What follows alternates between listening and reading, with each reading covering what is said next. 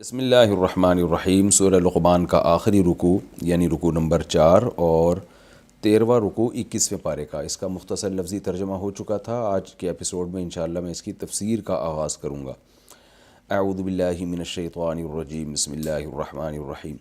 الم تر ان الفلک تجری فی البحر بنعمت اللہ لیریکم من آیاتی۔ اے مخاطب، کیا تو دیکھتا نہیں ہے کہ سمندر میں کشتی چلتی ہے اللہ کی نعمت کے ساتھ تاکہ اللہ تمہیں اپنی نشانیاں دکھائے۔ اس رکوع میں اللہ تعالیٰ کی نعمتوں کا ذکر چل رہا تھا، توحید کی بات ہوئی تھی، تو انہی باتوں کو اللہ تعالیٰ نے، یعنی وہی باتیں جو پہلے ہو رہی تھیں کہ اللہ نے تمہارے لیے زمین کو مسخر کیا، آسمان کو مسخر کیا، رات کو دن میں، دن کو رات میں داخل کر دیتا ہے، اور یہ درخت قلم بن جائیں اور سمندر میں 7 سمندر مزید ملا دیے جائیں، اللہ کی تعریفیں لکھنے پہ بیٹھ جائیں تو وہ تعریفیں ختم نہیں ہوں گی، قلم گھس کے ختم ہو جائیں گے اور سیاہی خشک ہو جائے گی سمندروں کی۔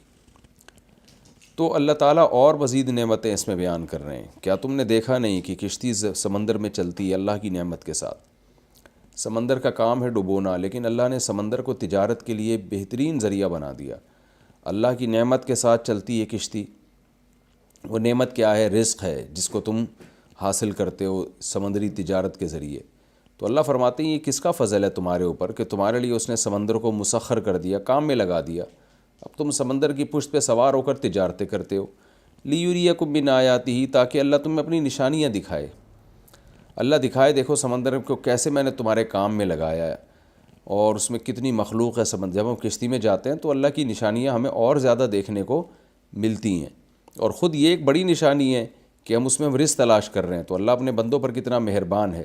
میں بار بار یہ بات بتاتا رہتا ہوں نا کہ اگر سمندر کی تجارت نہ ہوتی، انسان کے لیے رزق، کتنے لوگ بے روزگار ہو جاتے، اور دوسری بات یہ کہ چیزوں کا حصول کتنا مشکل ہو جاتا، کیونکہ خشکی کے ذریعے ٹریولنگ کرنے میں انسان کا خرچہ زیادہ آتا ہے، سمندر کے ذریعے ٹریولنگ کرنا بہت سستا پڑتا ہے، تو لہذا اس میں تجارت بھی سستے میں یعنی چیزوں کے ریٹ بھی مناسب رہتے ہیں۔ فرمایا ان فی ذلک لآیات لکل صبار شکور، اس میں نشانیاں ان لوگوں کے لیے جو صبر کرتے ہیں بہت زیادہ اور شکر کرتے ہیں۔ صبر شکر اس لیے کہا کہ جب آپ صبر کر کے اپنی خواہشات پہ کنٹرول کرتے ہیں نا، تو پھر آپ کو حق کے بارے میں سوچنے کا موقع ملتا ہے۔ اگر آپ کی طبیعت میں صبر نہیں ہے تو آپ ان چیزوں میں غور ہی نہیں کرتے، آپ کھانے پینے میں عیاشی میں لگے رہو گے۔ کون ہے جس نے سمندر کو مسخر کیا؟ کون ہے جس نے ہمارے لیے تجارت کو آسان کیا؟ کون ہے جس کے فضل سے ہم یہاں سے نعمتیں اٹھا کے دوسرے ملکوں میں لے جاتے ہیں؟ چاول یہاں سے وہاں جا رہا ہے، گندم وہاں سے یہاں آ رہا ہے۔ آپ دیکھو سمندر میں ایک عجیب ہی تجارت ہو رہی ہے، پورٹ پہ جا کے دیکھو ایک عجیب ہی اللہ کی قدرت کا منظر نظر آتا ہے۔ اتنے بڑے بڑے جہاز آ کے لگ رہے ہوتے ہیں پورٹ پہ، اور کہاں سے گندم کے پورے کنٹینر بھر کے آ رہے ہوتے ہیں، چاول کے کنٹینر بھر کے آ رہے ہوتے ہیں، یہاں سے اتنی چیزیں جا رہی ہیں، گاڑیاں بھر کے آ رہی ہوتی ہیں، ایسے کھلونوں کی طرح رکھی ہوئی ہوتی ہیں جہازوں میں۔ تو جس کی طبیعت میں صبر ہے اور وہ گناہوں سے بچتا ہے اور اللہ کے بارے میں غور کرتا ہے، اس کے لیے تو نشانیاں ہیں۔ اور جو خواہشات کے غلام ہیں ان کی طبیعت میں شکر ہی نہیں ہے، تو خواہشات کے غلاموں کو یہ باتیں سمجھ میں نہیں آتی، وہ تجارت تو کرتے رہیں گے، اس سے اللہ کے وجود اور اللہ کے خالق اور محسن ہونے کا ان کو استحضار ہی نہیں ہوگا، اس کی طرف ان کی توجہ ہی نہیں جائے گی۔ آگے فرمایا وَإِذَا غَشِيَهُم مَّوْجٌ كَالظُّلَلِ دَعَوُا اللَّهَ مُخْلِصِينَ لَهُ الدِّينَ۔ اللہ کی ایک اور تمہیں نشانی نظر آتی ہے، جب تمہیں موجیں گھیر لیتی ہیں، كالظُّلَلِ سائبانوں کی طرح، تو یہ کیا کرتے ہیں؟ دَعَوُا اللَّهَ مُخْلِصِينَ لَهُ الدِّينَ، مشرکین اپنے بتوں کو اس وقت بھول جاتے ہیں، لات منات عزا وغیرہ سب کو بھول کے صرف ایک اللہ کو پکار رہے ہوتے ہیں۔ فَلَمَّا نَجَّاهُمْ إِلَى الْمُخْلِصِينَ لَهُ الدِّينَ، اسی کے لیے پکار کو، دعا کو خالص کرتے ہوئے کہتے ہیں بھئی اللہ ہی سے مانگنا ہے۔ فَلَمَّا نَجَّاهُمْ إِلَى الْبَرِّ، جب اللہ انہیں خشکی کی طرف نجات دے دیتا ہے، فَمِنْهُمْ مُقْتَصِدٌ، ان میں کچھ لوگ معتدل ہوتے ہیں، زیادہ تر تو بگڑ ہی جاتے ہیں، دوبارہ بتوں کی پوجا شروع کر دیتے ہیں۔ کچھ ایسے ہیں جو کہتے ہیں بھئی ہم نے اب توحید پر قائم رہنا ہے۔ حضرت اکرمہ رضی اللہ تعالیٰ عنہ جو ابو جہل کے بیٹے تھے، وہ بھی اسی طرح ایمان لے کر آئے کہ جب مکہ فتح ہوا تھا نا تو وہ فرار ہو گئے۔ جب فرار ہوئے تو موجوں نے چاروں طرف سے گھیر لیا، سمندر کے راستے سے فرار ہوئے تھے وہ، تو چاروں طرف سے موجوں نے گھیر لیا، تو انہوں نے پھر اللہ سے دعا مانگی کہ اللہ تو نے مجھے نجات دی تو میں تیرے سوا کسی کی عبادت نہیں کروں گا۔ ان کو نجات مل گئی اور وہ الحمدللہ توحید پر قائم رہے اور اسلام قبول کیا انہوں نے۔ لیکن یہ آیت حضرت اکرمہ کے بارے میں نہیں ہے، کیونکہ وہ تو بعد میں مسلمان ہوئے تھے، اور یہ آیت تو مکی صورتوں میں سے ہے، لیکن اس کا مصداق حضرت اکرمہ بھی ہیں۔ آگے اللہ فرماتے ہیں وما یجحد بآیاتنا، ہماری یہ نشانیوں کا انکار نہیں کرتے، الا کل ختار کفور، مگر ہر بدعہد اور ناشکرا۔ جو ناشکرا ہوگا اور بدعہد ہوگا، زبان کا پکا نہیں ہوگا، منافق کی نشانی ہے نا عہد شکنی، یعنی جو بول رہے ہیں اس کے خلاف چلنا۔ تو اس طرح کے جو لوگ ہوتے ہیں وہ اللہ کی آیات کا بھی انکار کرتے ہیں، اور جو کردار کے ایک نمبر ہوتے ہیں وہ اللہ کی آیات کا اعتراف کرتے ہیں۔ یا ایھا الناس اتقوا ربکم، اب اللہ تعالیٰ سورت کو ختم فرما رہے ہیں ایک حکم کے ساتھ۔ وہ حکم یہ ہے کہ اپنے اندر تقوی پیدا کرو، اللہ سے ڈرو۔ یا ایھا الناس اتقوا ربکم، اے لوگو اللہ سے ڈرو، اپنے رب سے ڈرو۔ وخشوا یوما لا یجزی، اور اس دن سے ڈرو جس دن لا یجزی والد عن ولدہ، جس دن باپ اپنی اولاد کی طرف سے جزا نہیں دے گا۔ یعنی ایسا نہیں ہوگا باپ کوئی فدیہ دے کے اپنی اولاد کو عذاب سے بچا لے۔ ولا مولود، اور نہ ہی بچہ ہوا جاز عن والدہ شیئا، وہ اپنے والد کی طرف سے کوئی جزا دے دے، بدلہ دے دے۔ جس کا جرم ہوگا اسی کو سزا ملے گی، کوئی ایک دوسرے کے کام نہیں آئے گا۔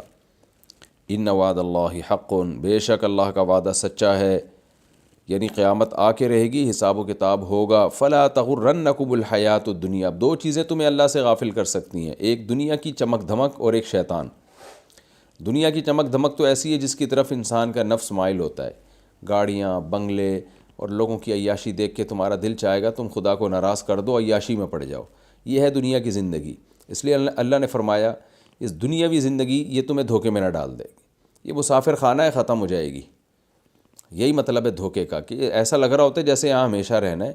تو اپنے سے پہلوں کو دیکھا کرو، کتنے بڑے بڑے عیاش لوگ دنیا میں آئے، ختم، ایک دفعہ مرتے ہیں تو بس واپسی کا کوئی چانس ہی نہیں ہے۔ تو لا تغرنکم الحیات الدنیا، یہ دنیاوی زندگی تمہیں دھوکے میں نہ ڈالے۔ تو اللہ تعالیٰ تو اس دنیا کی زندگی کو 2 ٹکے کا نہیں قرار دیتے۔ تو چونکہ یہ انسان کو اللہ سے غافل کر سکتی ہے، نماز سے روکے گی، زکوٰۃ سے، صدقہ خیرات سے، اور زنا سے اور شراب سے اور اخلاقی برائیوں سے، یہ دنیا تمہیں جو ہے شریعت جب روکے گی تو یہ دنیا اس کی طرف مائل کرے گی۔ اس لیے اللہ نے فرمایا کہ فلا تغرنکم الحیات الدنیا، دنیاوی زندگی تمہیں غافل نہ کر دے، دھوکہ نہ دے دے۔ یہ ذہن میں رکھنا کہ اللہ کا وعدہ سچا ہے۔ ولا یغرنکم باللہ الغرور، اور دھوکہ دینے والا بھی تمہیں اللہ سے دھوکہ نہ دے دے اللہ کے بارے میں۔ وہ کون ہے؟ شیطان۔ شیطان میں نے بار بار بتاتا ہوں کہ وہ کیسے گمراہ کرتا ہے، برائی پہ اچھائی کا لیبل لگا دیتا ہے۔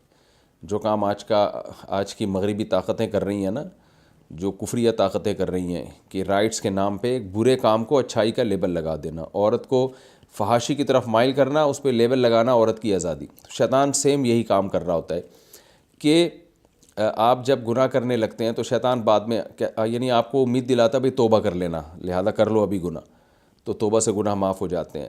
تو ہر طرح سے جو ہے نا، یعنی دلائل کے انبار لگا کے، جھوٹے دلائل کے انبار لگا کے شیطان انسان کو گناہ کی طرف لے کے جاتا ہے۔ اس لیے اللہ نے فرمایا اس سے تم ہوشیار رہنا، یہ تمہیں یہ دھوکہ دے گا۔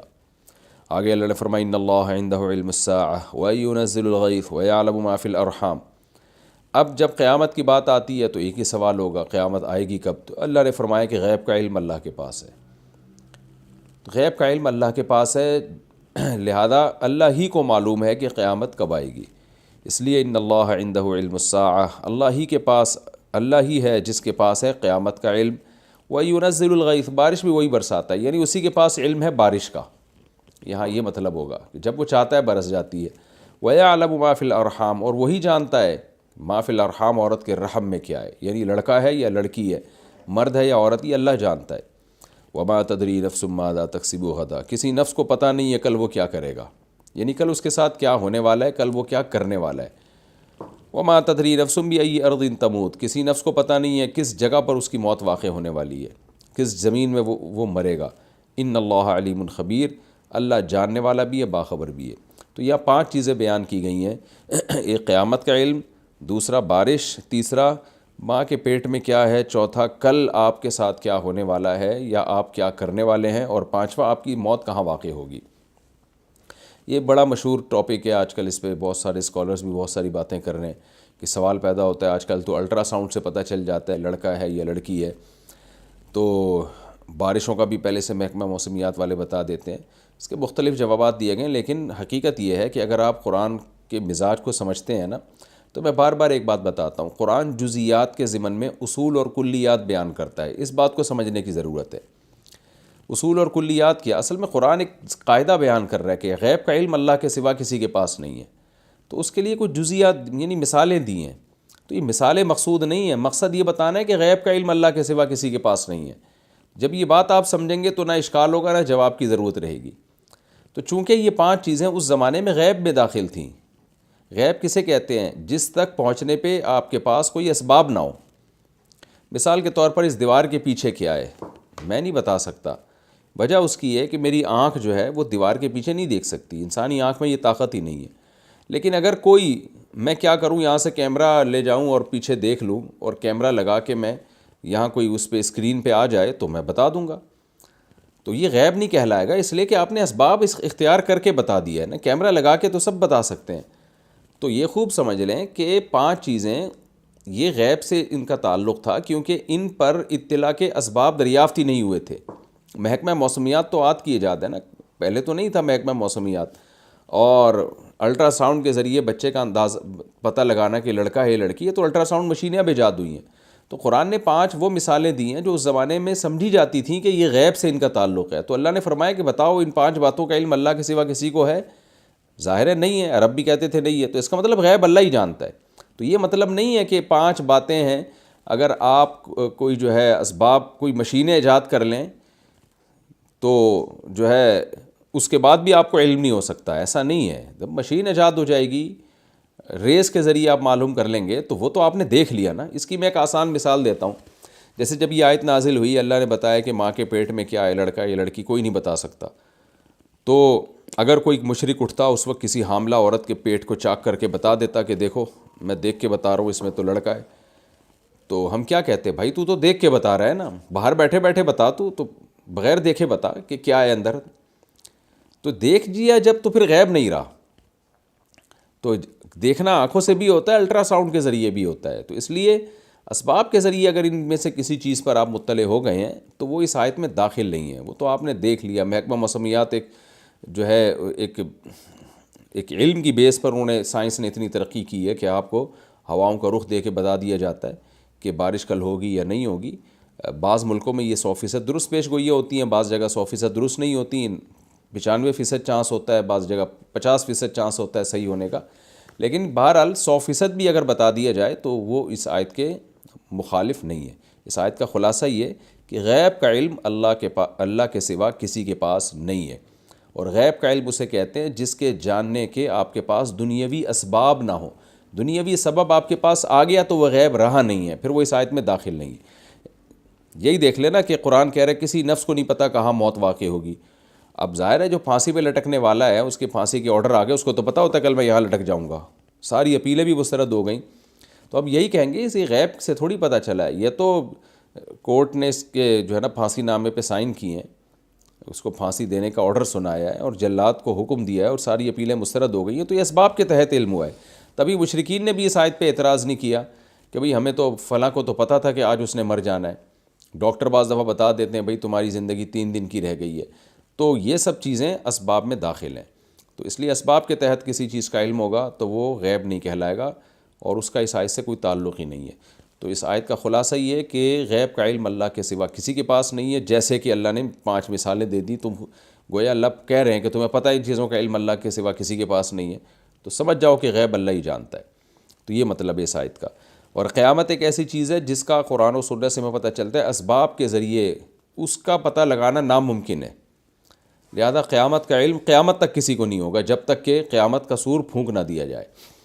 یہ الحمدللہ ہماری صورت کمپلیٹ ہو گئی، اور اب ہم اگلی صورت کی طرف چلتے ہیں۔ صورت میں اللہ نے بہت سارے احکام دیے، لقمان علیہ السلام کی نصیحتوں کا تذکرہ کیا، اور زیادہ تر مکی صورتوں میں جیسے کہ توحید کا بیان ہوتا ہے، تو اس صورت میں بھی عقیدہ توحید کو بہت اچھی طرح سے ایکسپلین کیا گیا ہے، اور آخرت کا عقیدہ بھی بیان کیا گیا کہ تمہیں پیدا کرنا اللہ کے لیے کوئی مشکل نہیں ہے، لاکھوں کروڑوں انسانوں کو پیدا کرنا اور ایک انسان کو پیدا کرنا اللہ کے لیے برابر ہے۔ اب ہم اگلی صورت کی طرف چلتے ہیں، سورہ سجدہ شروع کرتے ہیں حسب معمول۔ اس کا مختصر لفظی ترجمہ ہوگا، مختصر گرامر کے ساتھ، پھر انشاءاللہ اس کی تفسیر ہوگی۔ بسم اللہ الرحمن الرحیم، یعنی 21ویں پارے کا رکوع نمبر 14 اور سورہ سجدہ کا رکوع نمبر 1۔ بسم اللہ الرحمن الرحیم، الف لام میم، حروف مقطعات میں سے ہے۔ تنزیل الکتاب لا ریب فیہ، کتاب کا نازل کرنا، ایسی کتاب لا ریب فیہ جس میں کوئی شک نہیں ہے، یعنی جس کے اللہ کی طرف سے ہونے میں کوئی شک نہیں ہے۔ من رب العالمین، اللہ رب اس رب کی طرف سے ہے جو تمام جہانوں کا پالنے والا ہے، یعنی کتاب کا نازل کرنا جو ہے یہ اس رب کی طرف سے ہے جو تمام جہانوں کا پالنے والا ہے، اور اس کتاب میں کوئی شک نہیں ہے۔ ام یقولون افتراہ، کیا یہ لوگ کہتے ہیں کہ افتراہ، کہ محمد صلی اللہ علیہ وسلم نے گھڑ لیا ہے اس قرآن کو۔ بل هو الحق، نہ بلکہ یہ کتاب تو برحق ہے، من ربک، تیرے رب کی طرف سے ہے، لتنذر، تاکہ تو ڈرا دے، قوما، ایک ایسی قوم کو، ما اتاہم من نذیر، کہ نہیں آیا ان کے پاس کوئی ڈرانے والا، من قبلک، آپ سے پہلے، لعلہم یہتدون، تاکہ یہ لوگ ہدایت پا جائیں۔ اللہ الذی، اللہ وہ ذات ہے، خلق السماوات والارض، جس نے آسمانوں اور زمین کو پیدا کیا، وما بینہما، اور جو کچھ آسمانوں اور زمین کے درمیان ہے ان سب کو پیدا کیا، فی ستۃ ایام، 6 دنوں میں، ثم استوی علی العرش، پھر وہ عرش پر مستوی ہو گیا، عرش پر جلوہ افروز ہو گیا۔ ما لکم من دونہ، نہیں ہے تمہارے لیے اس اللہ کے سوا، من ولی، کوئی دوست، ولا شفیع، اور نہ کوئی مددگار، شفاعت کرنے والا۔ افلا تتذکرون، تو تم نصیحت حاصل کیوں نہیں کرتے۔ یدبر الامر، وہ تدبیر کرتا ہے معاملات کی، من السماء الی الارض، آسمان سے زمین کی طرف، ثم یعرج الیہ، پھر یہ سارے معاملات چڑھتے ہیں اسی کی طرف، فی یوم، ایک ایسے دن میں، کان مقدارہ، جس دن کی مقدار ہوگی، الف سنۃ، 1000 سال، مما، وہی بات اصل میں من ما تھا، من ما، اس چیز میں سے ہوگی، تعدون، جس کو تم شمار کرتے ہو، یعنی تمہارے شمار کے حساب سے وہ 1000 سال کا دن ہوگا۔ عد یعد، عدن کا معنی شمار کرنا اصل میں تھا، تعددون، عدد یعدد تھا اصل میں، عدد اردو میں بھی عدد کو کہتے ہیں، گنتی کو، یعنی اللہ تعالیٰ آسمان سے زمین کی طرف معاملات کی تدبیر کرتا ہے۔ آسمان اس لیے کہا کہ اللہ تعالیٰ نے اپنے بارے میں ہمیں بتایا کہ میں عرش پر ہوں، تو یہاں آسمان سے بلندی مراد ہے، یعنی یہ والا آسمان مراد نہیں بلکہ بلندی مراد ہے۔ کل ما علا کا فہو السما، عربی میں ہر بلند چیز کو بھی آسمان کہا جاتا ہے، تو ادھر سے اللہ تعالیٰ فیصلہ کرتا ہے زمین کی طرف، جو فیصلے اللہ کی طرف سے ہوتے ہیں، پھر یہ تمام معاملات اس کی طرف لوٹ کر جا رہے ہیں۔ اس دن جس کی مقدار اللہ کہتے ہیں تمہارے شمار کے مطابق 1000 سال بنتی ہے، یعنی قیامت کا جو دن ہوگا تمہارے شمار کے مطابق، یعنی جو زمین میں جو 24 گھنٹے ہوتے ہیں، اس 24 گھنٹے کے حساب سے 1000 سال بنے گی وہ، کیونکہ وہاں کے دن کے یونٹ الگ ہوں گے نا، وہاں پتہ نہیں اس ٹائپ کا دن ہو یا نہ ہو، کیا ہو وہاں تو اللہ ہی بہتر جانتا ہے، لیکن اللہ نے بتا دیا کہ مما تعدون، تم اس چیز میں سے جس کو تم شمار کرتے ہو، یعنی اس گنتی کے حساب سے جس کو تم شمار کرتے ہو، تمہارے یونٹ کے حساب سے جو لیندھ ہوگی اس دن کی، وہ ایک دن وہاں کا 1000 سال کے برابر ہوگا۔ ذالک عالم الغیب، یہ اللہ ہے جو عالم الغیب ہے، غیب کا جاننے والا ہے، والشہادہ، اور حاضر چیزوں کا جاننے والا، یعنی جو چھپی ہوئی چیزیں ہیں ان کو بھی جانتا ہے، جو حاضر ہیں ان کو بھی جانتا ہے۔ العزیز، زبردست غالب ہے، الرحیم، اور رحم کرنے والا ہے۔ الذی احسن کل شیء، یہ اللہ وہ ذات ہے جس نے ہر چیز کو احسنا، عمدہ انداز سے بنایا، احسن کل شیء، ہر چیز کو اچھا کیا اس نے، یعنی اچھا کرنے کا مطلب یہاں پر یہ ہے کہ جیسا اس کو ہونا چاہیے تھا ویسا ہی بنایا، اس کو ایکسیلنسی کہتے ہیں نا، یہ نہیں کہ ہر چیز اچھی بنائی، دنیا میں بہت ساری چیزیں نقصان دہ بھی ہیں، لیکن جس کو جیسا ہونا چاہیے تھا ویسا بنایا۔ جیسے ہم کسی کو جب کوئی چیز کمپنی دیتی ہے نا پروڈکٹ بنانے کے لیے، تو آڑی ترچھی بنا دے تو کہتے ہیں برا بنایا، اور جب اچھی بنا دے کہتے ہیں بالکل اس میں آپ نے ایکوریٹ بنایا اس کو۔ تو جس چیز کو جیسا بنانا چاہیے تھا، چاہے نقصان دہ یا فائدہ مند، اس کو اس حساب سے بہترین بنایا۔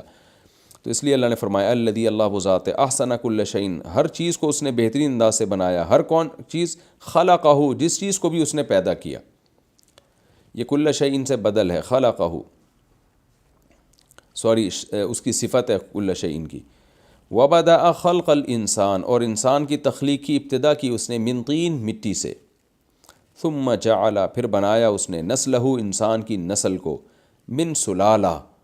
سلالے کا لفظ پہلے، سلالہ کا لفظ پہلے گزر چکا ہے، میں اس کو ایکسپلین کر چکا ہوں. سورہ نور میں بھی یتسللون، کھسکنا. یہ تو اللہ نے کیا کیا ہے کہ من ماء مہین، ایک ذلیل پانی سے بنایا، ذلیل پانی کے سلالہ سے بنایا. تو من سلالتن، سلالہ سے بنایا یعنی ذلیل پانی سے. جو یہ من ماء مہین جو ہے بدل ہے سلالہ سے. سلالہ کا مطلب خلاصہ. تو ماں باپ جو خوراک کھاتے ہیں نا مٹی کے، بالکل ایک سلیکٹڈ چیز ہوتی ہے، وہ مٹی سے نکل کے آئرن اور میگنیشیم اور زنک اور پتہ نہیں کیا کیا چیزیں ہوتی ہیں جس سے اسپم بنتے ہیں. تو وہ اسپم جو ہے سلالہ ہوتا ہے، یعنی بہت ساری چیزیں کھسک کے اس میں آئی ہوتی ہیں. تو تسلل کا معنی ہوتا ہے کھسکنا. سورہ نور میں یہ لفظ گزر چکا ہے کہ قد یعلم اللہ الذین یتسللون منکم. منافقین صحابہ کی مجلس سے ایسے کھسک کے نکل جاتے تھے. تو ہم جب خوراک کھاتے ہیں تو وہ ساری مٹی سے بن کے آتی ہے. پھر ہم جب کھاتے ہیں تو اس میں سے جو بھی اسپم کے لیے چیزیں درکار ہوتی ہیں، ایسے وہ چپکے سے جو ہے نا ایسے کھسک کے نکل کے چلی جاتی ہیں اس میں. تو یہ اللہ نے گویا کشید کیا ہے، یہاں سے کھینچا ہے ان سب چیزوں کو، اور اسپم جب میں جمع کر کے انسان کو اس سے ڈیزائن کیا، بنا دیا اس نے. تو یہ اللہ کی بڑی قدرت ہے.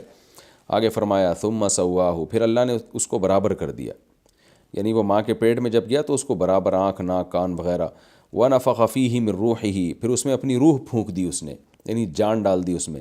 وجعل لکم السمع، پھر اس نے بنائے تمہارے لیے کان، والابصار، اور آنکھیں، والافئدہ، اور دل بنا دیے. فؤاد کی جمع افئدہ. قلیلا ما تشکرون، بہت تھوڑا ہے جو تم شکر کرتے ہو، یعنی تم بہت تھوڑا شکر ادا کرتے ہو. وقالوا، اور یہ لوگ کہتے ہیں، اذا ضللنا فی الارض، جب ہم زمین میں گم جائیں گے.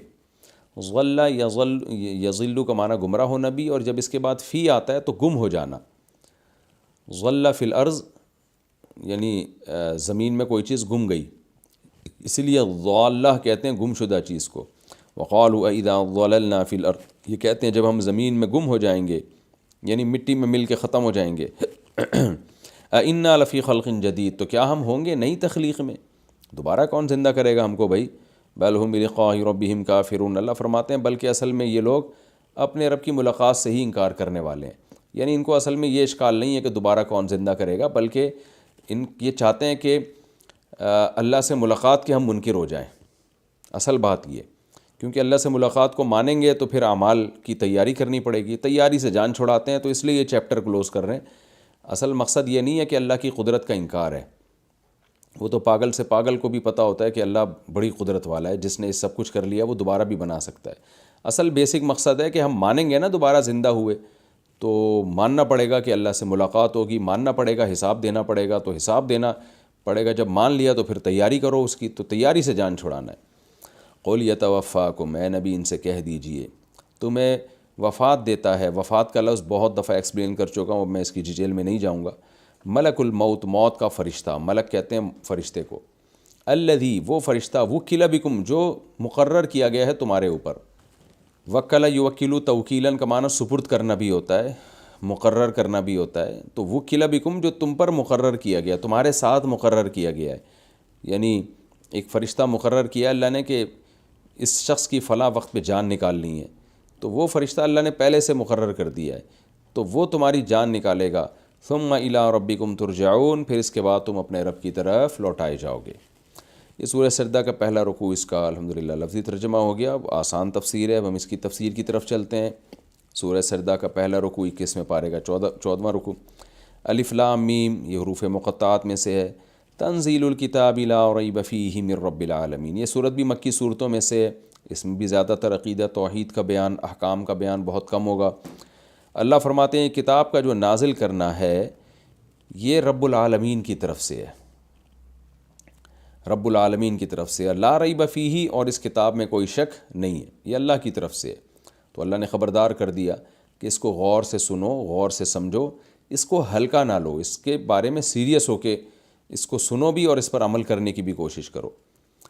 فرماتے ہیں ہم یقولون افترا، کیا یہ لوگ یہ کہتے ہیں کہ یہ محمد صلی اللہ علیہ وسلم نے گڑھ لی ہے؟ نہ نہ نہ، بل هو الحق من ربک، بلکہ یہ تو حق ہے آپ کے رب کی طرف سے ہے۔ اور کیوں بھائی، اس میں حکمت کیا ہے؟ اللہ کو کیا پڑی ہے کہ آسمان سے اپنا کلام کو نازل کر رہا ہے؟ کیا ضرورت ہے اللہ کو کہ محمد صلی اللہ علیہ وسلم کو منتخب کیا؟ فرمایا یہ اس لیے ہم نے یہ کام کیا، لتنذر قوما، کہ آپ ایک ایسی قوم کو ڈرا دیں، ما اتاہم من نذیر، جن کے پاس کوئی اب تک ڈرانے والا من قبل کا آپ سے پہلے آیا نہیں ہے۔ یعنی جو مکہ کے اس وقت لوگ تھے ان میں تو کوئی ڈرانے والا نہیں آیا تھا، جو پیغمبر گزرے تھے تو بہت قدیم تھے، اور مکہ میں تو حضرت ابراہیم اور اسماعیل علیہ السلام کے بعد کوئی پیغمبر بھی نہیں آئے۔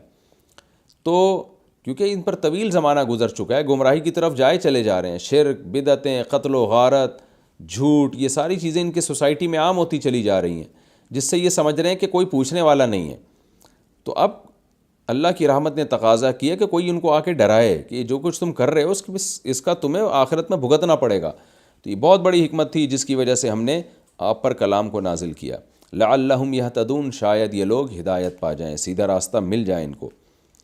پھر آگے اللہ نے بتایا کہ اللہ وہ ذات ہے، اللہ الذی خلق السماوات والارض، کیونکہ اللہ نے نازل کیا ہے، اس کلام کو ویلیو دو۔ ویلیو جبھی دی جائے گی جب آپ کو یہ پتہ چلے گا کہ کلام کس کا ہے، تو اس لیے اللہ نے اپنی تعریف کی۔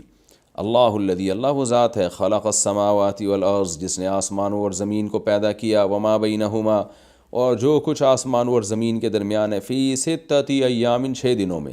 اس کی تفصیل میں کئی بار بیان کر چکا ہوں، لہذا میں اس کو ریپیٹ نہیں کروں گا کہ 6 دنوں کا کیا مطلب ہے۔ ثم استوى علی العرش، پھر وہ عرش پر مستوی ہو گیا، متشابہات میں سے ہے، اس کی بھی میں کئی دفعہ تفصیل بتا چکا ہوں کہ ان آیتوں کو اپنے ظاہر پہ رکھا جائے گا، حقیقت اللہ کے سپرد۔ سورہ آل عمران میں اللہ نے فرمایا انزل علیک الکتاب، اللہ نے آپ پر کتاب کو نازل کیا، منہ آیات محکمات، ان میں بہت سی محکم آیات ہیں۔ محکم کا مطلب جن کے بالکل واضح ہیں، وہ اخر متشابہات، کچھ متشابہات بھی ہیں، ہر کتاب میں ہوتا ہے ایسے کچھ متشابہات ہوتی ہیں، تو متشابہات کو محکمات کو سامنے رکھ کے حل کیا جائے گا۔ متشابہات کی ایسی تفسیر نہیں ہوگی جو محکمات کے خلاف ہو جائے۔ تو کیونکہ اللہ جیسا کوئی بھی نہیں ہے، یہ محکم آیت ہے، لیس کمثلہ شیء، لہذا اب ثم استوى علی العرش کی ایسی تفسیر کی جائے گی کہ اس کی انسانوں کی مشابہت نہ ہو جائے۔ اب انسان جب تخت پہ جلوہ فروز ہوتے ہیں تو کیسے ہوتے ہیں؟ بادشاہ سلامت جاتے ہیں، تخت کے اوپر بیٹھتے ہیں، تخت بھی سچی مچی کا تخت ہی ہوتا ہے، لکڑی کا یا پتھر کا۔ تو اب ظاہر ہے یہ تفسیر نہیں کی جائے گی، تو تاکہ انسانوں سے مشابہت نہ ہو، تو کہا جائے گا اللہ کا تخت، اللہ ہی حقیقت جانتا ہے اس کی، اللہ کیسے جلوہ افروز ہوئے اللہ ہی حقیقت جانتا ہے، اور یہ ساری باتیں اللہ ہی کے سپرد کی جائیں گی۔ ہم تو بس اس کے ظاہر کو ترجمہ کریں گے، حقائق یعنی اس کی جو کیفیت ہے وہ کیفیت ہم مفوض الی اللہ کریں گے، اللہ کی طرف چھوڑ دیں گے۔ تو ثم استوى علی العرش، پھر وہ عرش پر مستوی ہوا، یعنی جو عرش ہوتا ہے، ما لکم من دونہ من ولی، تمہارے لیے کوئی بھی اس کے سوا کوئی دوست نہیں ہے، ولا شفیع، اور نہ کوئی شفاعت کرنے والا، یعنی شفاعت بھی اللہ ہی کرے گا اور دوست بھی اللہ ہی ہے۔ یہاں شفاعت سے مراد ہے وہ شفاعت جو قہری ہو، زبردستی کی شفاعت، کیونکہ اللہ کی پرمیشن سے شفاعت ہو سکے گی قیامت کے دن، اس کا قرآن ہی میں ذکر ہے، جس پر میں کئی بار پہلے بیان کر چکا ہوں، یعنی یہ قرآن ہی کی آیتوں کے ریفرنس سے میں اس مسئلے کو ایکسپلین کر چکا ہوں کہ وہ شفاعت جس کی اللہ شفاعت کی اجازت دے گا، جس کو اجازت دے گا اور جتنی اجازت دے گا، یعنی مخصوص لوگوں کے لیے مخصوص حد تک، اور مخصوص افراد ہی کر سکتے ہیں اس شفاعت، تو یہ محدود شفاعت کی اجازت ہوگی۔ وہ مخصوص لوگ کون ہوں گے؟ پہلی شرط ہے کہ اہل ایمان اور اہل توحید میں سے ہوں، وہ اسلام پر ہوں، ان کی موت اسلام پر واقع ہوئی ہو۔ نمبر 2، ان کے لیے لمٹ شفاعت ہوگی، وہ کتنی، وہ ہر ایک کے لیے الگ ہوگی، اور کرے گا کون؟ جو اس امت کے بڑے لوگ ہیں، پیغمبر، شہداء، علماء، صلحاء، وہ لوگ شفاعت کریں گے، اس کی نفی نہیں ہے یہاں پہ۔ افلا تتذکرون، تو کیا تم نصیحت حاصل کیوں نہیں کرتے؟ اچھا، جو اللہ کی طرف سے شفاعت، اللہ نے کہا نا کہ اللہ کے علاوہ کوئی شفیع نہیں ہے، تو یہاں بھی جو جن کو اللہ اجازت دے گا تو وہ بھی تو اللہ کی اجازت سے ہوں گے نا، اس لیے لا اللہ ہی سے لگانی ہے، راضی اللہ ہی کو کرنا ہے، کیونکہ وہ بھی آپ کے بارے میں پرمیشن جب لیں گے تو اللہ دے گا پرمیشن، اللہ اپنے محبوب لوگوں کے بارے میں ظاہر ہے پہلے پرمیشن دے گا۔ یدبر الامر من السماء الی الارض، واللہ وہ ذات ہے جو آسمان سے زمین کی طرف چیزوں کی تدبیریں کرتا ہے، آسمان سے زمین کی طرف، کیونکہ اللہ نے اپنے بارے میں بتایا میں عرش پر ہوں، تو وہاں تدبیریں کرتا ہے وہ، پھر بار بار میں بتاؤں کہ کما ہوا لائق بشانی، اس کی حقیقت میں اس کی کیفیات میں جانے کی اجازت نہیں ہے، زیادہ اس میں گھسنے کی ہمیں اجازت نہیں ہے، یہ حقائق ان کی اللہ ہی جانتا ہے۔ تو اس لیے فرمایا ہم بس اتنا کہ وہ تدبیریں کرتا ہے زمین کی طرف، ثم یعرج الیہ، پھر یہ سارے اعمال اسی کی طرف لوٹ کر جائیں گے، یعنی حساب و کتاب کے لیے جو جائیں گے نا لوٹ کر، کہ اس وقت تو تدبیریں ہو رہی ہیں، کس کو موت دینی ہے، کس کو زندگی دینی ہے، کس کے رزق بڑھانا ہے، کس کا رزق کم کرنا ہے، پھر یہ سارا جو حساب و کتاب کے لیے فائلیں جو بن رہی ہیں نا، یہ ساری جائیں گی قیامت کے دن اللہ کے سامنے پیش کی جائیں گی۔ پیش تو ہر وقت ہوتی ہیں، اللہ کو تو سب چیزوں کا علم ہے، لیکن ایک ظاہری طور پر تو وہ اس دن میں یہ کام ہوگا جس کا ایک دن 1000 سال کے برابر ہوگا ہمارے یونٹ کے مطابق، مما تعدون۔ لیکن یہ خوب سمجھ لیں قرآن میں دوسرے مقام پر ہے وہ 50,000 سال کے برابر ہوگا۔ تو علماء نے اس میں تطبیق دی ہے، حدیث سے یہ بات ثابت ہے کہ قیامت کا ایک دن کسی کے لیے 50,000 سال، کسی کے لیے 1000 سال، کسی کے لیے منٹوں کے برابر ہوگا وہ۔ تو جن کے جیسے جیسے اعمال ہوں گے نا، ان کو وہ دن اتنا ہی لمبا اور اسی حساب سے وہ دن ان کو چھوٹا لگ رہا ہوگا۔ اللہ تعالی ہم سب کو اس دن کی سختیوں سے محفوظ رکھے۔ فرمایا ذالک عالم الغیب والشہادہ، یہ ہے وہ اللہ جو غیب اور شہادت یعنی چھپی ہوئی چیزوں کا علم بھی جانتا ہے اور ظاہری چیزوں کا علم بھی جانتا ہے۔ العزیز، زبردست غالب ہے، الرحیم، اور اپنے بندوں پر رحم کرنے والا ہے۔ ایسا صاحب کمال ہے کہ الذی احسن کل شیء خلقہ، وہ ذات ہے جس نے ہر چیز کو بہترین بنایا، جس چیز کو بھی پیدا کیا۔ آپ دیکھ لیں آج تو میڈیکل سائنس نے اور جو سائنس کے دوسرے شعبہ جات ہیں اتنی ترقی کی ہے، کہتے ہیں فطرت کا کوئی آلٹرنیٹ نہیں ہے، کہ فطرت نے جس چیز کو بھی جیسا بنایا نا بہترین انداز سے بنایا ہے۔ جانوروں کو دیکھ لیں، سمندر میں رہنے والے جانور، خشکی پہ چلنے والے جانور، ہر چیز یعنی ہر جانور کو اگر چونچ دی ہے تو اسی کے حساب سے دی ہے، اس کا نظام ہاضمہ اسی کے حساب سے بنایا، اس کی خوراک اسی کے حساب سے رکھی، تو ہر چیز کو بہترین انداز سے پیدا کیا اس نے۔ وَبَدَأَ خَلْقَ الْإِنسَانِ مِنْ طِينٍ، اور انسان کی ابتدا، جو تخلیق کی ابتدا اس نے کی مٹی سے۔ ثُمَّ جَعَلَ نَسْلَهُ، پھر پہلی دفعہ میں تو مٹی سے بنایا آدم کو، پھر ان کی جو نسل بنائی من سلالۃ، ایک خلاصے سے، مٹی سے مختلف چیزیں کشیدی جاتی ہیں، مٹی سے پھل، گوشت، سبزیاں، یہ سب بنتی ہیں۔ مٹی میں جو اجزاء ہوتے ہیں نا، ان اجزاء سے آئرن نکلتا ہے اور پتہ نہیں کیا کیا چیزیں نکل کے پھل کی شکل میں جمع ہوتی ہیں، پھر وہ ماں باپ کھاتے ہیں تو اس کا خلاصہ نکلتا ہے جو اسپرم کی شکل میں جمع ہوتا ہے، پھر اس سے اولاد بنتی ہے۔ تو یہ ہے سلالہ، یعنی بہت عجیب اللہ کی قدرت ہے۔ ایک ہی مٹی ہے، کیا کیا بن رہا ہے اس سے، کتنے قسم کے کھلونے بن رہے ہیں اور زندہ کھلونے۔ تو یہ سلالہ ہے جو اللہ تعالیٰ نے جو ہے، یعنی ڈاکٹرز مجھے بتا رہے تھے کہ انسان کی جو اللہ نے ایسی کیلکولیشن اندر رکھی ہوئی ہے، ہم جو بھی کھاتے ہیں نا تو ہماری باڈی کو جس جس چیز کی ضرورت ہے، باڈی وہ معدہ ہمارا وہاں سے کھینچ لیتا ہے اس کو، اور باقی سارا فضلہ بن کے نکل آتا ہے۔ تو جس جس چیز کی وہ پوری کیلکولیشن ایک کی ہوئی ہے، اور ہر ایک کی باڈی کی کیلکولیشن دوسرے سے مختلف ہوتی ہے۔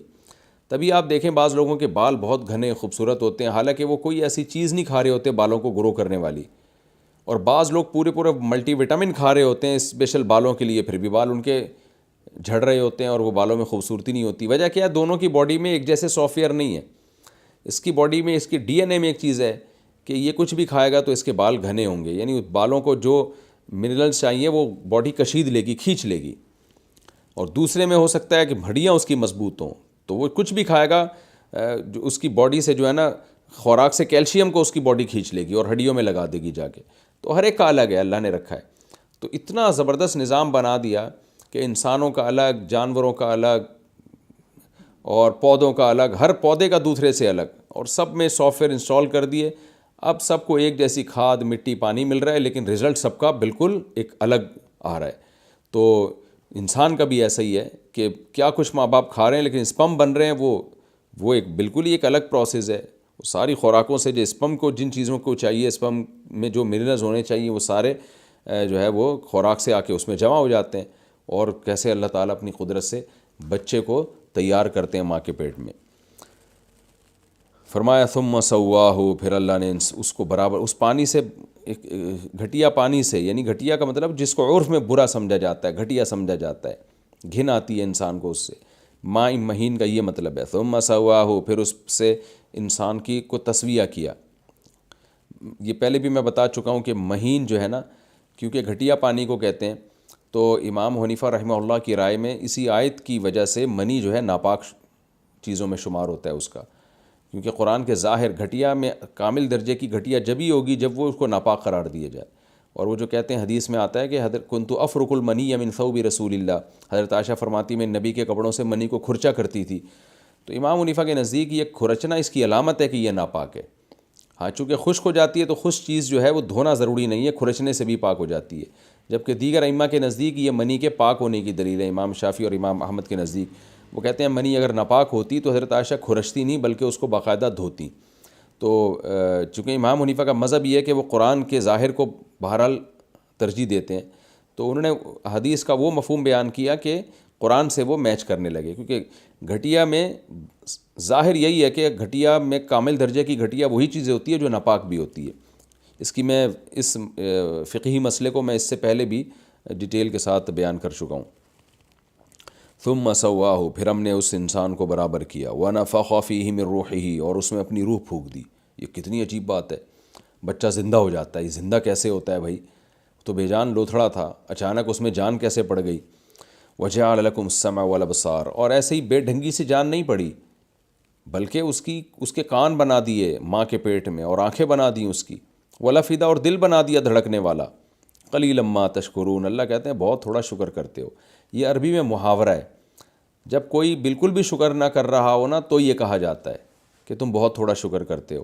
اس کا مطلب یہ نہیں کہ تھوڑا کرتے ہو، اور اصل بات یہ کرتے ہی نہیں ہو بالکل، کیونکہ یہ کوئی شکر نہیں ہے کہ آپ کو اللہ نے بنایا اور ساری نعمتیں دیں اور آپ اس کی نافرمانی کریں، تو جو نافرمان ہے وہ تو بالکل ناشکر ہے۔ وقالوا اذا ضللنا فی الارض، اللہ کہتے ہیں میں نے کیسے بنا دیا تجھے، اور ان کی باتیں سنو۔ یہ کہتے ہیں جب ہم زمین میں گم ہو جائیں گے، گم کا مطلب ہم تو غائب ہو جاتے ہیں، قبر کھود کے دیکھو 10-20 سال کے بعد کوئی بندہ ہی نظر نہیں آتا اس میں۔ ہم جب زمین میں گم ہو جائیں گے، انا لفی خلق جدید، تو کیا ہم دوبارہ تخلیق میں ہوں گے؟ کون ہمیں دوبارہ پیدا کرے گا؟ تو یعنی اللہ نے اپنی قدرت پہلے بیان کی کہ کیسے مٹی سے میں کشیدتا ہوں اور پھر اسپم بناتا ہوں اور انسان بنا کے اس میں بے جان چیز میں جان ڈال کے بچہ بنا کے باہر نکال دیتا ہوں، اور اس کے آنکھ ایسے ہی نہیں بلکہ آنکھ، کان، دل، دماغ، یہ سب چیزیں بنی ہوئی ہوتی ہیں۔ تو جو یہ کام کر سکتا ہے دوبارہ کیوں نہیں پیدا کر سکتا؟ تو اس لیے اللہ نے کہا کہ یہ الٹی باتیں کرتے ہیں، کہتے ہیں ہم جب زمین میں گم ہو جائیں گے کیا ہم دوبارہ پیدا ہوں گے؟ بل ہم بلقاء ربہم کافرون، اللہ کہتے ہیں اصل بات یہ اپنے رب کی ملاقات سے انکاری ہیں، کیونکہ یہ مان لیں گے نا اگر ہم دوبارہ پیدا اللہ ہمیں کر سکتا ہے، تو پھر ان کو یہ بھی ماننا پڑے گا، اقرار کرنا پڑے گا کہ ہماری اللہ سے ملاقات ہوگی، اور یہ بھی اقرار کرنا پڑے گا کیوں ہوگی، بھائی حساب و کتاب دینا ہے۔ تو ان سب باتوں کے بعد آ کے خواہشات قربان کرنی پڑیں گی، شراب چھوڑنی پڑے گی، زنا چھوڑنا پڑے گا، جھوٹ چھوڑنا پڑے گا، سود چھوڑنا پڑے گا، اور بہت ساری برائیاں جس کو اسلام نے برائیاں کہا ہے وہ چھوڑنی پڑیں گی، نماز کی پابندی کرنی پڑے گی، صدقات و خیرات، زکوٰۃ، صلہ رحمی، ایک طویل سلسلہ ہے شرعی احکام کا۔ تو اس لیے ان سب کا بہترین حل یہ ہے کہ آخرت کا انکار کر دو، جیسے کہ ایتھیس لوگوں نے کیا، انہوں نے تو اور آگے نکل گئے، خدائی کا انکار کر دیا، تو اب سب کچھ حلال ہو گیا ان کے لیے۔ تو اللہ کہتے ہیں اصل بات یہ خواہشات کی غلامی، اللہ کا انکار جس کی بیس پہ یہ، اللہ سے ملاقات کا انکار جس کی بیس پہ یہ اس طرح کی باتیں کر رہے ہیں۔ پھر آگے آپ ان کو اے نبی آپ ان کو بتا دیجئے کہ تم جس طرح مرتے ہو نا تو موت کے وقت تمہاری روح فرشتہ نکالتا ہے، تو جس اللہ نے تم پر فرشتے کو مقرر کیا ہے روح نکالنے کے لیے، وہی اللہ قیامت میں تمہیں دوبارہ زندہ بھی کرے گا، موت کے بعد تم فنا نہیں ہو جاتے۔ قل، اے نبی ان سے کہہ دیجئے، یہ کہتے ہیں نا جب ہم زمین میں گم ہو جائیں گے تو کون زندہ کرے گا، تو آپ بتائیں ان کو، یتوفاکم ملک الموت، موت کا جو فرشتہ ہے وہ تمہیں وفات دیتا ہے، یعنی وہ تمہاری روح نکالتا ہے۔ وفات کا مطلب یہ تمہیں وصول کرتا ہے۔ دیکھیں موت کا تو سبب یہی ہوتا ہے جو دنیا میں اسباب ہیں، کسی نے کو گولی لگ گئی، کوئی بیمار ہو گیا، اس زمانے میں بھی ایسا ہی تھا، لیکن جب روح نکلتی ہے نا تو روح نکالنے کے لیے فرشتہ آتا ہے۔ فرشتہ یہ نہیں کرتا کہ گلا گھونٹ کے آپ کو مار دیتا ہے، موت کا تو ایک سبب ہوتا ہے، وہ سبب تو ایک سائنٹیفک لاجک ہوتی ہے اس کی، موت کی، ہر موت کی، تو قرآن اس کا منکر نہیں ہے۔ تبھی کسی صحابی نے اس آیت پر نبی سے پہ یہ اعتراض نہیں کیا کہ ہم جو مرتے ہیں فرشتہ تھوڑی مارتا ہے، ہمیں تو قتل ہو جاتے ہیں، تلوار سے مرتے ہیں، لیکن جب مرتے ہیں نا تو روح جو نکلتی ہے ہماری، یعنی ہم اپنے آپ سے نکل جاتے ہیں، تو وہ جو نکلنے کا عمل ہے وہ فرشتہ کر رہا ہوتا ہے، اور وہ فرشتہ وصول کرتا ہے اس روح کو۔ یہ بات تمام آسمانی کتابوں سے ثابت ہے۔